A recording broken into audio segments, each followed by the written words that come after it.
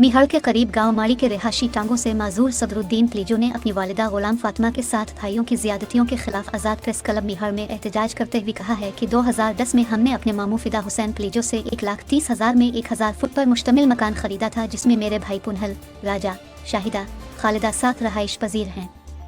उन्होंने कहा कि 2022 में मेरे सौतेले भाइयों ASI इमदाद अली प्लीजो, फयाज प्लीजो और रिश्तेदारों अली असगर, असलम, एजाज प्लीजो के साथ मिलकर हमारे साथ झगड़ा किया, जिनमें मेरा भाई भी उनके साथ शामिल था, जिसमें मेरी बेन शाहिदा और खालिदा जख्मी हुई थी, जिसकी हमने सेशन कोर्ट दादों में FAR भी दर्ज करवाई थी। उन्होंने कहा कि हमारे मामू फिदा हुसैन प्लीजो ने हमसे मकान के पैसे लेने के बाद कहा आपको मकान के कागजात दूंगा, मगर वो सिर्फ झूठे वादे करता है मगर मकान के कागजात नहीं देता। उन्होंने कहा कि हमारे सौतेले भाई मामू से मिले हुए हैं और हमें मकान खाली करने के लिए धमकियां दे रहे हैं।